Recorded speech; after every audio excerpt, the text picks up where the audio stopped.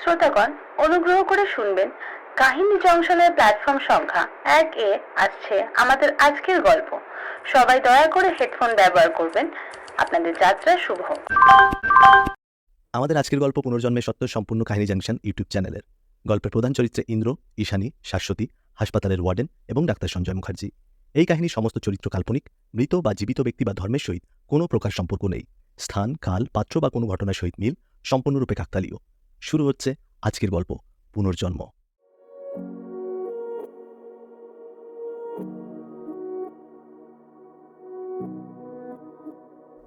গত পর্বে আপনারা শুনেছেন ঈশানী আর ইন্দ্রর বন্ধুত্ব হয় কলেজ থেকে, যা আরও গভীর হয়ে পেরোয় 7টা বছর। এরই মাঝে ইন্দ্র চলে যায় বর্ধমান পড়াশুনোর জন্য।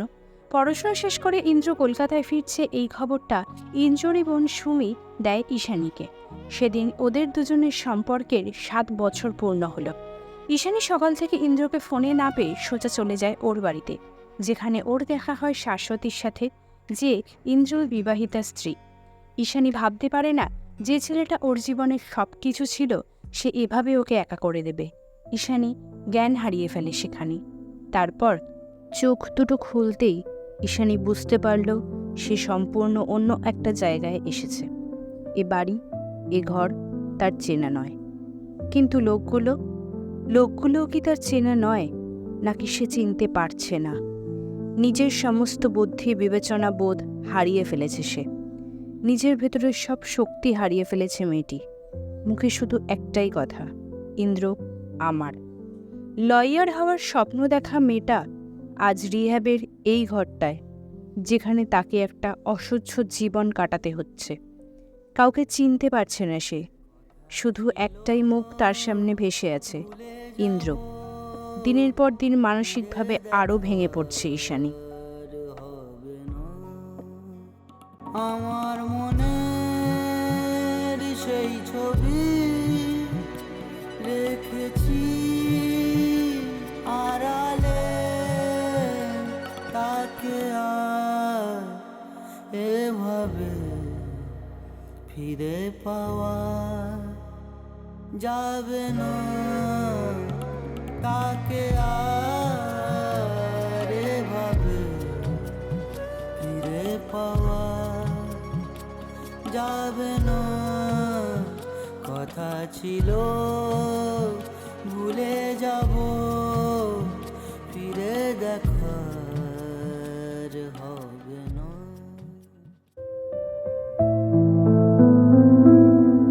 আজ রিহ্যাবে এক নতুন ডাক্তার এসেছে। ঈশানীকে সে দেখবে। নাম সঞ্জয় মুখার্জি। সঞ্জয় রিহ্যাবে এসে সোজা ঈশানী ঘরে চলে যায়। জানলায় মাথা দিয়ে আকাশের দিকে তাকিয়ে গুনগুন করছে সে। সঞ্জয়ের মনটা দমে গেল। মেয়েটা প্রথম নজরেই তার মন কেড়েছে। মনে মনে স্থির করে নিল একে সুস্থ করতেই হবে। কেমন আছেন মিস রায়? সঞ্জয়ের গলাটা কোথাও যেন ঈশানীকে স্পর্শ করেছে। ঈশানী জিজ্ঞাসা ভরা চোখ নিয়ে তাকালো তার দিকে একবার। ডাক্তারবাবু, আমি কি কোনো দিন এই পৃথিবীটাকে নতুন করে দেখতে পারবো না?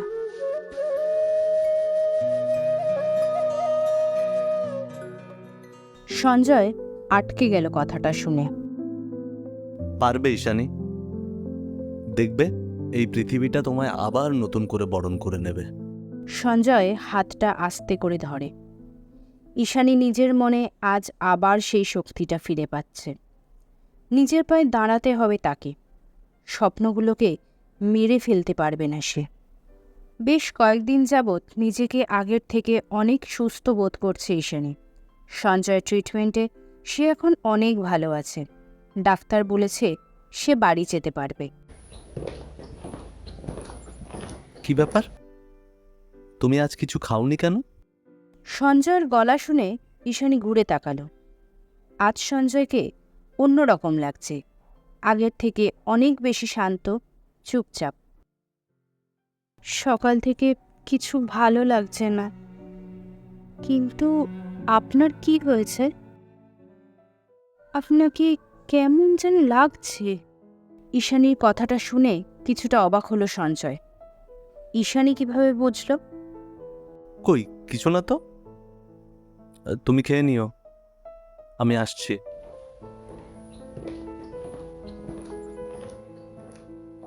সঞ্জয় চোখ মুছে ঘর থেকে বেরিয়ে গেল।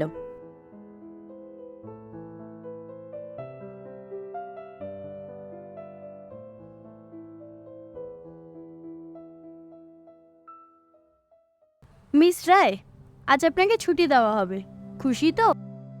ওয়ার্ডেনের কথাটা শুনে ঈশানী অবাক হলো। ছুটি? তাহলে কি এই জন্যই সঞ্জয় এখান থেকে চলে গেল? কিন্তু ডাক্তার হিসেবে ওনার তো খুশি হওয়ার কথা। কিছু বুঝতে পারল না ঈশানী, চুপ করে রইল। সকাল থেকে সবাই ব্যস্ত। ঈশানী বাবা মা এসেছে তাকে নিয়ে যাওয়ার জন্য, কিন্তু ওর চোখ সঞ্জয়কেই খুঁজছে। মিস রায়, আসুন, আপনার ছুটি হয়ে গেছে।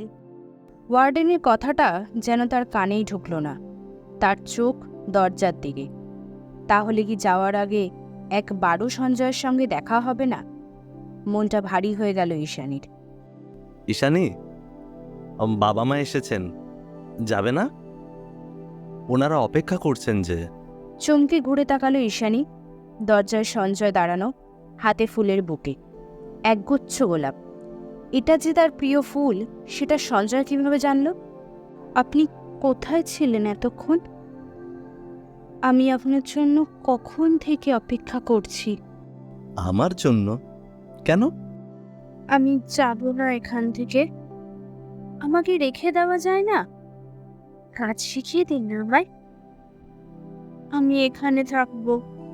এখানে কেন থাকবে? তুমি তো এখন পুরোপুরি সুস্থ। আর তাছাড়া তোমার বাবা মা, নিজের বাড়ি, তোমার নিজের স্বপ্ন, সবকিছু এখানে শেষ করে ফেলবে। ঈশানী কিছুক্ষণ তার মুখের দিকে তাকিয়ে রইল। বুঝতে পারছে এই কয়েকদিনে মানুষটার প্রতি একটা টান জন্মেছে তার। হ্যাঁ, আমি মানছি আমার সবই থাকবে, কিন্তু আপনি তো থাকবেন না। আমি যে আপনাকে পাশে পাবো না, আমার ইচ্ছে করলে আমি আপনাকে দেখতে পাবো না। আমি যাবো না সঞ্জয়, যাবো না এখান থেকে। আমি কিছুতেই যাবো না, আমি যাবো না। কথাটা বলতে বলতে কেঁদে ফেলে সে। এই প্রথমবার সঞ্জয় ঈশানীর মুখে তার নামটা শুনল। সঞ্জয় ঈশানীকে অনেকদিন আগেই ভালোবেসেছে, কিন্তু সাহস করে বলতে পারেনি কোনো দিন।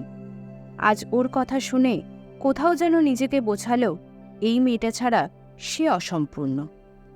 উঠে এসো ঈশানী, যেতে হবে। একটা নতুন জীবন তোমার জন্য অপেক্ষা করছে। আর আমি তো রইলামই, দেখা হবে আমাদের আবার। হাতটা বাড়িয়ে দেয় সঞ্জয়। ঈশানী একটা আলতো হাসি দিল, কিন্তু চোখের কোণায় তখনও জল ছলছল করছে।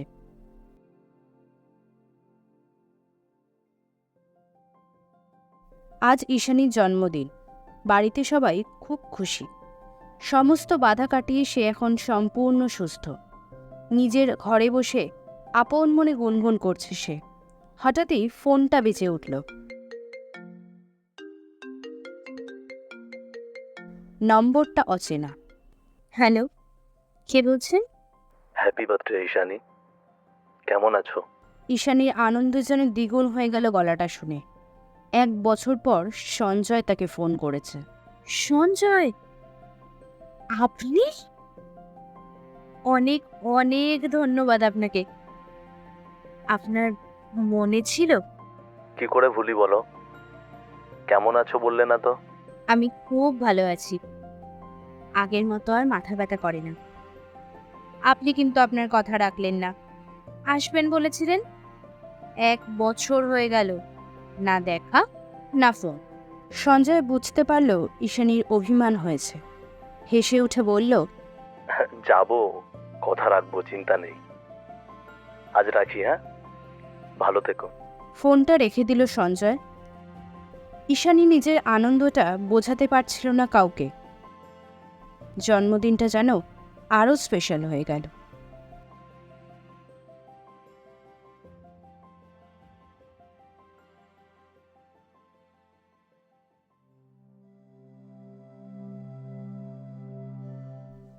ঈশানী নতুন করে প্র্যাকটিস শুরু করেছে আবার। জীবনের নতুন ছন্দে ফিরতে যে মানুষটা সাহায্য করেছে, কেন জানি না আজ সকাল থেকে তাকে বড্ড মনে পড়ছে তার। সঞ্জয়কে ফোন করবে একটা, খারাপ ভাববেন কি উনি? এসব কথা ভাবতে ভাবতেই নিচের দরজায় হঠাৎ বেল বেজে উঠল।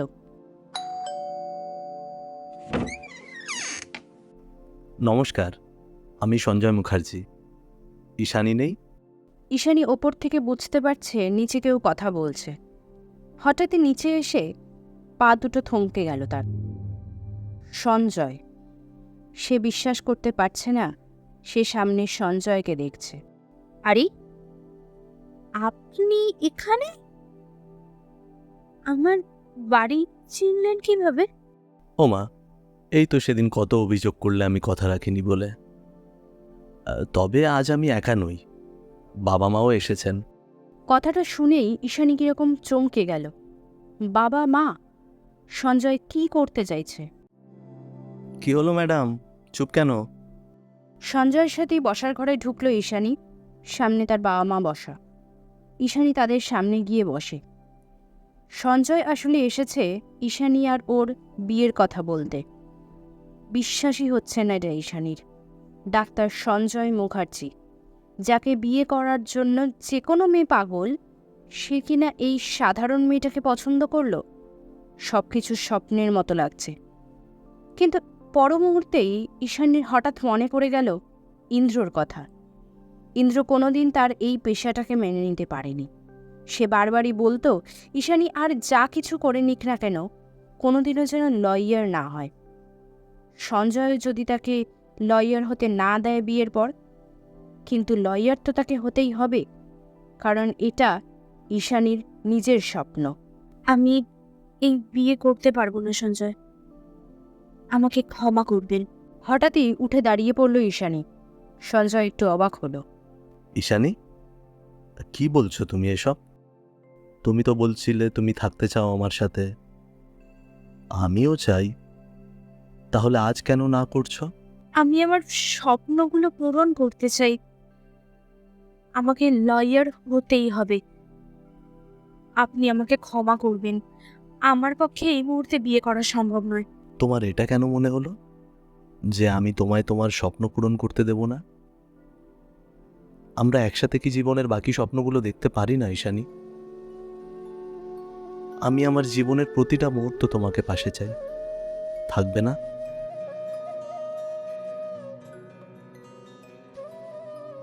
সঞ্জয়ের কথা শুনে ঈশানী চুপ করে রইল। বুঝতে পারছে না সে কি বলবে। কোনোদিন ভাবেনি এই জীবনটা সে পাবে। এত খুশি কি সত্যি তার জন্য অপেক্ষা করছে? আর কিচ্ছু ভাবতে পারল না। দৌড়ে ঘরে চলে গেল। আর যাওয়ার আগে নিজের মুখের হাসিটা দিয়ে বুঝিয়ে দিয়ে গেল এই নতুন জীবনের অধ্যায়টাকে সে বরণ করে নিয়েছে।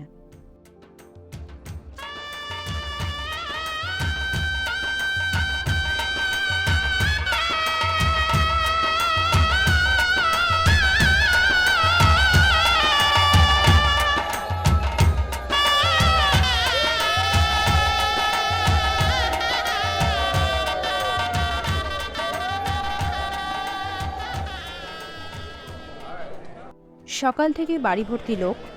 আজ ঈশানী আর সঞ্জয়ের বিয়ে। বাড়ির সামনে নতুন গেট বসেছে, তাতে লেখা ঈশানী ওয়েটস সঞ্জয়। একটা হলুদ রঙের শাড়ি পরে ওপর থেকে নিচে নেমে আসে ঈশানী। সঞ্জয়ের বাড়ি থেকে হলুদ এসেছে, গায়ে হলুদ হবে। অনেক রিচুয়ালস, অনেক লোক, আর এই সব কিছুর মাঝেই সে বারবার ফিরে যাচ্ছে সেই দিনটায় যেদিন সঞ্জয়কে প্রথম দেখেছিল। আজ ঈশানী রায় থেকে ঈশানী মুখার্জি হওয়ার পালা। নিজেকে সবচেয়ে বেশি লাকি মনে হচ্ছে তার। নতুন বউয়ের সাজে খুব মিষ্টি লাগছে তাকে। দৃঢ় প্রতীক্ষা সঞ্জয় কখন আসবে। হঠাৎই একটা কোলাহল উঠল। ঈশানী চঞ্চল হয়ে ওঠে।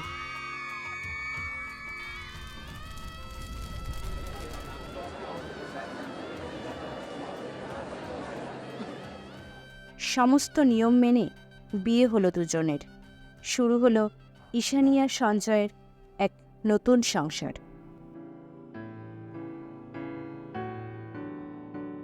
বলছিলাম যে রান্না করতে পারো? বিয়ের প্রথম রাতেই এরকম একটা প্রশ্ন শুনে সঞ্জয় খানিকটা অবাক হয়। কি হলো, রান্না বান্না করতে পারো? জানা আছে কিছু? পারি একটু আধটু, তবে মাঝে মধ্যে তরকারির মধ্যে ঝাল হলুদ এসব দিতে কনফিউজ হয়ে যায়। কোনোদিন ঝাল বেশি হয়, আবার কোনোদিন হলুদে তোমার হলুদ শাড়ির মতো হয়ে যায়। কিন্তু ডিম ভাজাটা করতে পারি। সমস্যা নেই, চলবে। কি চলবে? বলছি তোমার রান্না বান্না চলবে। এই ছোট্ট মজাটা সঞ্জয়কেও হাসিয়ে দিল। এই ইকুয়েশনটাই তো চেয়েছিল সে দুজনের মধ্যে। বৌভাতে বিয়ের দিন থেকেও যেন আরও অনেক সুন্দর লাগছে ঈশানীকে। ঘরভর্তি লোকজন। সঞ্জয় হঠাৎ ঈশানীর সামনে একটি ছেলেকে নিয়ে এসে দাঁড় করালো। ছেলেটি এক দৃষ্টে তাকিয়ে আছে তার দিকে। ঈশানী, ও আমার অফিস কলিগ শাশ্বতীর হাজব্যান্ড ইন্দ্র। শাশ্বতীর শরীরটা খারাপ, তাই আসতে পারেনি। সেই কারণে ইন্দ্র একাই এসছে।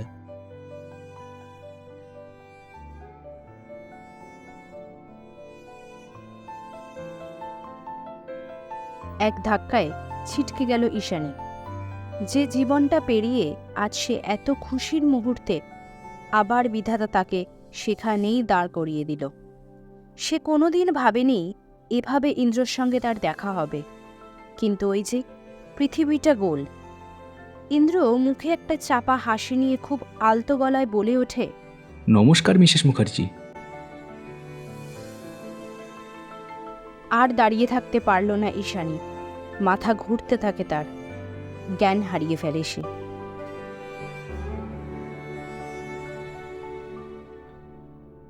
চোখ খুলতেই দেখল বাবা মা সবাই একটা ঘরে। সঞ্জয় তার মাথার সামনে বসে আছে। উঠে বসে খুব গম্ভীর গলায় বলল, আমার সঞ্জয়ের সাথে একটু কথা আছে, আমি ওর সাথে একটু একা কথা বলবো। সঞ্জয়ের দরজা বন্ধ করে ঈশানীর পাশে বসে। তখনও তার চোখে মুখে ক্লান্তির ছাপ। কি হয়েছে? শরীর খারাপ লাগছিল, বলনি তো আমায়? সঞ্জয়, একটা কথা জিজ্ঞেস করবো, সত্যি করে উত্তর দেবে? শাশ্বতী, ইন্দ্র, তুমি ওদের কিভাবে চিনলে? শাশ্বতী আমার রিহ্যাবের জুনিয়র ডাক্তার। ইন্দ্রর সাথে সেই থেকেই আলাপ। কিন্তু তুমি এগুলো কেন জিজ্ঞেস করছো? কি হয়েছে? আজ আর কিচ্ছু লুকোনো নেই সঞ্জয়ের থেকে। সবটা বলবে সে। কারণ সঞ্জয় কোনোদিনই তার অতীতটা সম্পর্কে জানতে চায়নি। ইন্দ্র আমার প্রথম ভালোবাসা ছিল।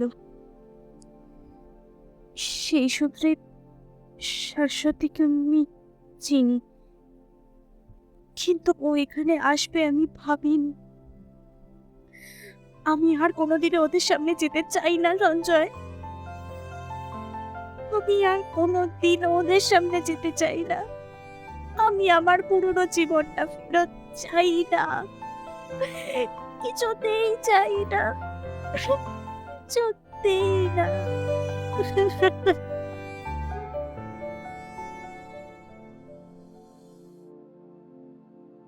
বেশ, আমি কথা দিচ্ছি, তোমায় আর কোনোদিন ওদের সামনে যেতে হবে না। শুয়ে পড়ো, কাল কিন্তু তোমার প্র্যাকটিস আছে। এখন থেকে শুধু ফিউচার নিয়ে কনসেন্ট্রেট করতে হবে, ঠিক আছে? আমি আছি পাশে। নিজের স্বপ্নটা সত্যি করতে হবে তো। ঈশানীর কপালে স্নেহের চুম্বন এঁকে দিল সঞ্জয়। ঈশানী কিছুটা শান্ত হল।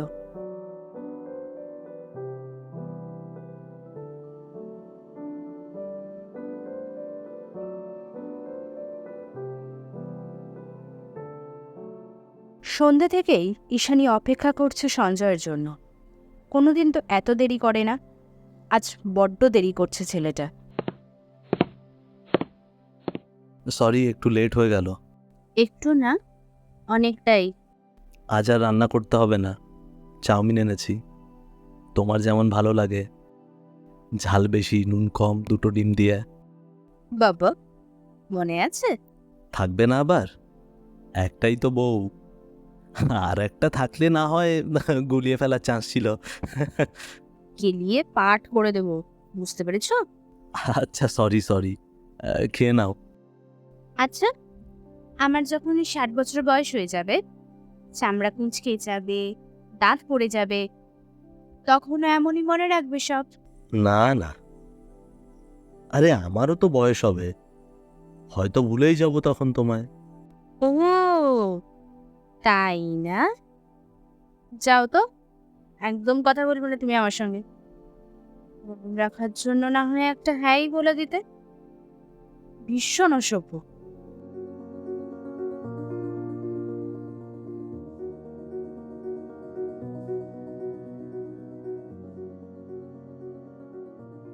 সন্ধেবেলা সারাদিনে ক্লান্তি নিয়ে ঘরে ঢুকতেই সঞ্জয় জিজ্ঞেস করল, কি ম্যাডাম, কেমন হলো আজ প্র্যাকটিস? কথাটা শুনে ঈশানী তাকিয়ে মুখে একটা চওড়া হাসি আনল। ভীষণ ভালো। জানো, আজ মনে হচ্ছিল আমি স্বপ্ন দেখছি। আমি সত্যি কোর্টে প্র্যাকটিস করছি। আমি তো বিশ্বাসই করতে পারছিলাম না। বুঝলাম।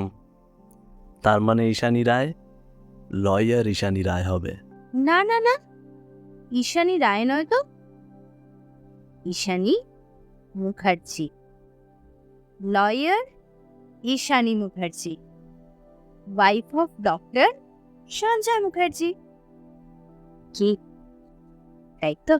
সঞ্জয়ের বুকটা গর্বে এবং আনন্দে চওড়া হয়ে গেল।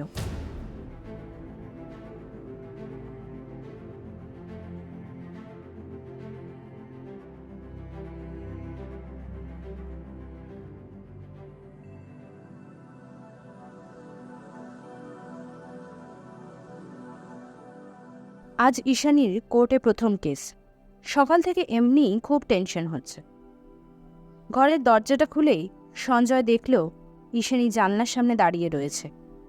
অবাকভাবে জিজ্ঞেস করল, কি ব্যাপার, তুমি রেডি হওনি এখনো? আমার না খুব টেনশন হচ্ছে, জানো তো। আজ প্রথমবার কোর্টে যাব। এতগুলো মানুষ, এত বড় একটা কেস। দুটো মানুষের জীবনের চাবিকাঠি আমার হাতে। আমি পারবো? ঈশানী, তুমি ভয় পাচ্ছ? যে মেয়েটা নিজের জীবনের সব বাধা পেরিয়ে আজ এই জায়গায় এসে দাঁড়িয়েছে, সে ভয় পাচ্ছে? তুমি ভাবতে পারছো, আজ যদি তুমি তোমার প্রথম কেসটা জিততে পারো, তাহলে সবাই তোমায় চিনবে। ভয় পেও না, আমি আছি তো, আর আমি জানি তুমি পারবে। চলো রেডি হয়ে নাও, আমি গাড়ি বের করছি। ঈশানী মনে কিছুটা সাহস পেল। সত্যি তো, ভয় পাওয়ার তো কথা নয়। সে জানে সে পারবে। সাদা শার্টের ওপর কালো কোটটা জড়িয়ে সঞ্জয়ের সাথেই বেরিয়ে পড়ল।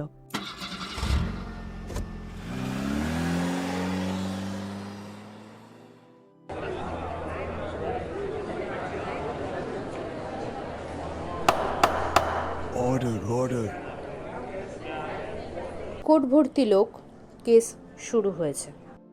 বাইরে সঞ্জয় একটা প্রচণ্ড উত্তেজনা নিয়ে অপেক্ষা করছে। বেশ কিছুক্ষণ পর কোর্টের ভেতর থেকে হাসি মুখে বেরিয়ে এলো ঈশানী। সঞ্জয়, আমি পেরেছি। সঞ্জয়, আমি জিতেছি। তোমার ঈশানী জিতেছে। আমি জানতাম ঈশানী, তুমি পারবে। আজ তোমার স্বপ্ন পূরণ হলো, আমি খুব খুশি হয়েছি। তোমাকে আরো অনেক দূর এগোতে হবে। আমি পাশে আছি তোমার, এগিয়ে যাও। আনন্দে জড়িয়ে ধরে ঈশানীকে। ঈশানী প্রথমবার সঞ্জয়ের চোখে জল দেখল। আজ মেয়েটা তার জীবনে সবটা পেয়েছে, একটা নতুন জীবন, আর সঞ্জয়ের মতো একজন জীবন সঙ্গী যে তার প্রতিটা লড়াইয়ে তার পাশে থেকেছে, ঈশানীকে এক পুনর্জন্ম দিয়েছে। আজ সে সফল লয়ার ঈশানী মুখার্জি, আর তার পাশে তার জীবনের কাণ্ডারি ডক্টর সঞ্জয় মুখার্জি। আর এটা তাদেরই গল্প ছিল।